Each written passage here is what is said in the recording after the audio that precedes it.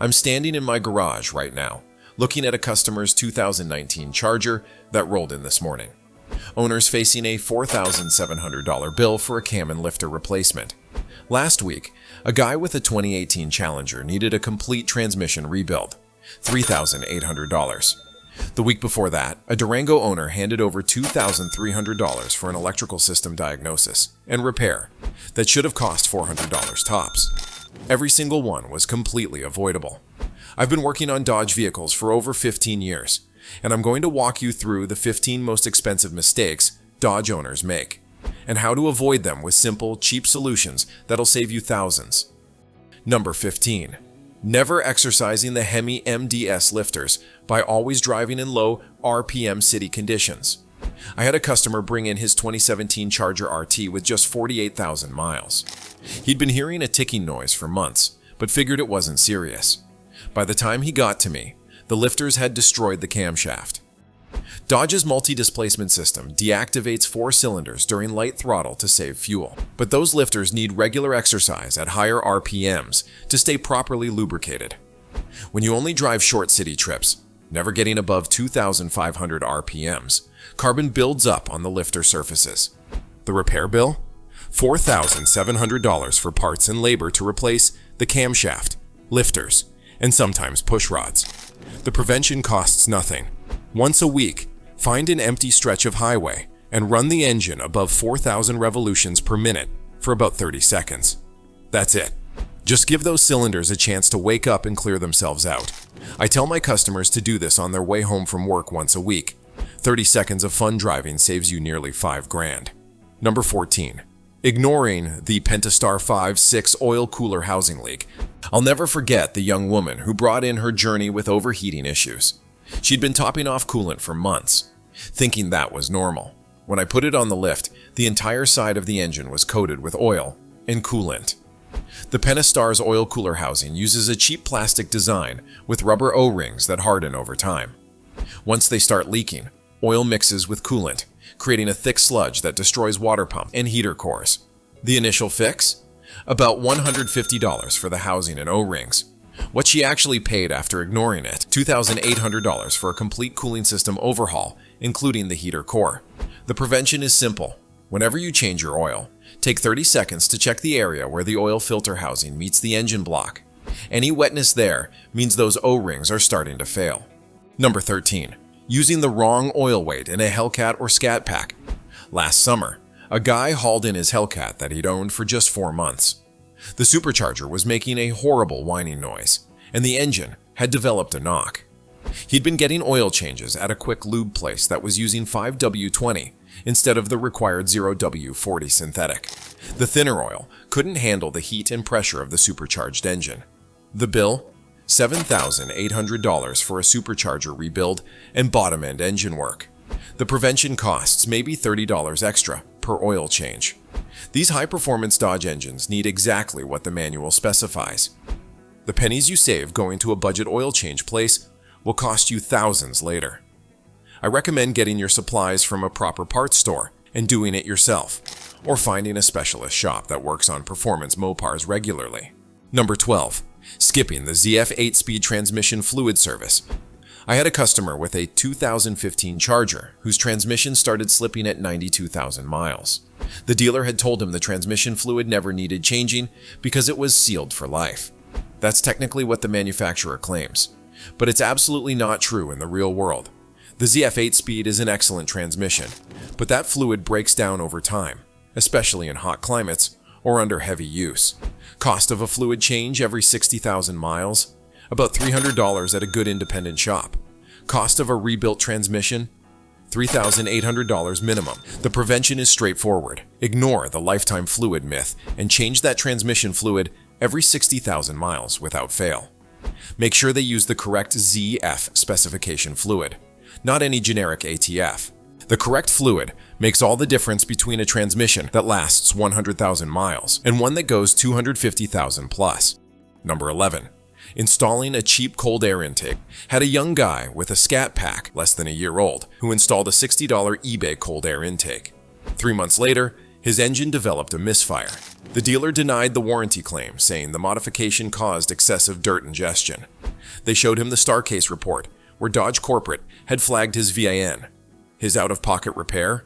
$3,200. The correct approach would have been to either stick with stock until the warranty expired or spend the money on a properly engineered intake system that maintains the factory filtering capability. Those quality intakes start around $350. If you absolutely must modify your car under warranty, keep all the stock parts and return the vehicle to stock before warranty service. The dealership can still see your tune history, but physical modifications can be temporarily reversed. Number 10. Neglecting the rear differential fluid on Charger. Had a customer with a 2016 AWD Charger who started hearing a whining noise that changed with speed. He ignored it for months. By the time he came in, the rear differential was howling like a banshee. The factory fill on these differentials often lasts only 30,000 to 50,000 miles. The cost to replace differential fluid every 30,000 miles? About $120. The cost to rebuild a grenaded differential with new bearings and possibly a ring and pinion set? $1,800 to $2,500. The prevention is simple. Change your differential fluid at 30,000 miles. For performance or pursuit models, even more frequently. And use the right fluid. These diffs need specific friction modifiers for the limited slip function to work properly. Hey, if you're getting value from these tips, do me a quick favor and hit that subscribe button.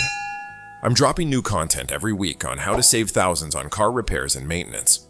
Trust me, the next items on this list get even more expensive if you don't catch them early. Number 9. Ignoring the TIPM, Totally Integrated Power Module. Had a customer with a Durango who complained about the horn going off randomly in parking lots. Then his wipers started turning on by themselves. He ignored it for months until one day the vehicle simply wouldn't start.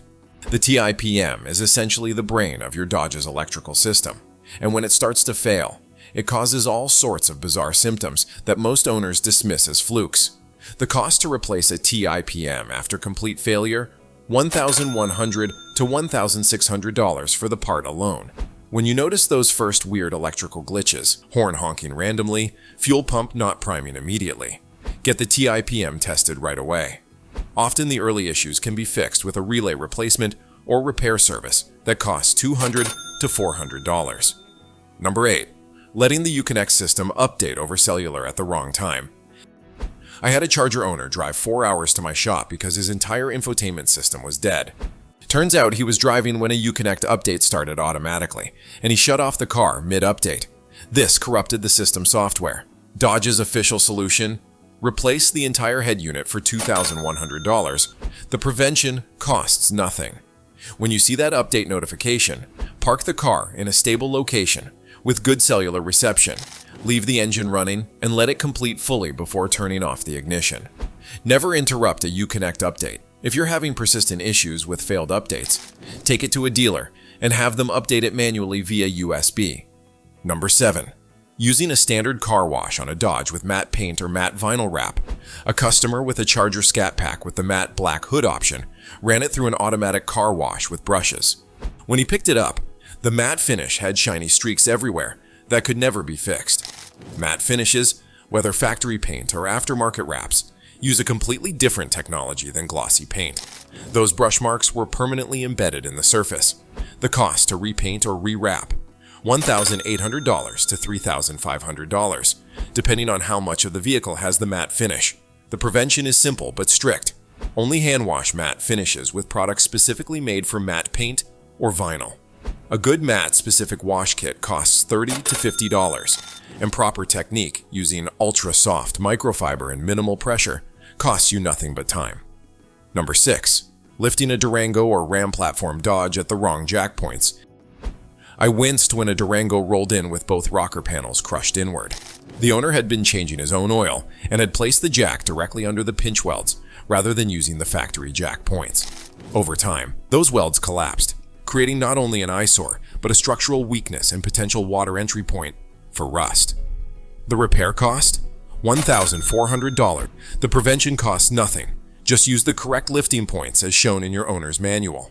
If you're using a floor jack, Invest $20 in a rubber jack pad with a groove specifically designed to protect pinch welds. If you're taking your vehicle to a shop, don't be shy. Ask them to show you where they'll be placing their lift arms before they raise the vehicle. Number 5. Flat towing a modern Charger or Challenger with the AWD system. Had a customer flat tow his AWD Charger behind his RV from Florida to Michigan. He didn't put it in the correct mode first. By the time he reached his destination, the transfer case was completely destroyed. Modern AWD Dodge vehicles require specific procedures before flat towing. Some can't be flat towed at all without a drive shaft disconnect. The damage: $4,200 for a new transfer case, plus labor. The prevention is in your owner's manual. Some models must be in neutral with specific fuses pulled. Others can't be towed with all 4 wheels down under any circumstance. If you're going to tow, either follow those instructions precisely or invest in a tow dolly that lifts the drive wheels completely off the ground. Number 4. Ignoring the water pump weep hole on the Hemi until it dumps coolant into the timing cover. Had a customer bring in a 2014 Charger RT with an oil change due. During inspection, I noticed the oil looked milky.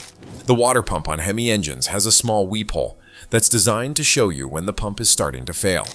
It will drip a small amount of coolant. If you ignore that warning, the pump fails completely, sending coolant directly into the timing cover where it mixes with oil. The early fix, replacing just the water pump when you first see that drip, costs about $400 to $600. The prevention is simple. Every time you pop the hood, take 5 seconds to check for any dampness around the water pump area. That tiny inspection can save you thousands. Number 3. Driving through deep water and hydro-locking the cold air intake on a lifted Hemi. Last spring, after heavy rains, a customer with a lifted Durango decided to ford what he thought was a shallow puddle. The cold air intake sucked in water directly into the engine, causing an immediate hydro-lock. Water doesn't compress like air, so the pistons essentially hit a wall, bending rods and sometimes cracking the block. The repair bill? $8,700 for a complete engine rebuild. The prevention costs under $100. If you've modified your Dodge with a lift kit and aftermarket intake, invest in a proper cold air intake relocation kit or water shield. Even better, consider a snorkel kit if you regularly drive in areas with water hazards. And the free solution: never drive through water that's more than a few inches deep, no matter how capable you think your vehicle is. Number 2. Assuming the factory brake fluid is good for life. Had a customer whose ABS and traction control lights came on in his Charger. Diagnosis showed the ABS module had failed. The cause? Brake fluid that had never been changed in 6 years, which had absorbed moisture and corroded the internal components of the module. Brake fluid is hygroscopic. It absorbs moisture from the air over time, lowering its boiling point and causing internal corrosion. The cost to replace an ABS module: $1,800 to $2,400 with programming. The prevention costs about $100. Have your brake fluid flushed every 2 to 3 years, regardless of mileage. This not only protects your ABS module, but also ensures your brakes perform properly under hard use. Moisture-contaminated fluid can boil under heavy braking, causing a dangerous loss of stopping power. Number 1. Blindly accepting the first dealership quote on Hemi tick repair. This is the most expensive mistake because it compounds all the others. Had a customer who was quoted $7,400 by the dealer for a Hemi tick repair. He came to me for a second opinion. We found it wasn't a lifter issue at all, but a much simpler exhaust manifold leak. Total repair cost? $850. There's no specific dollar amount I can attach to this mistake because it varies wildly. The prevention costs you nothing but time.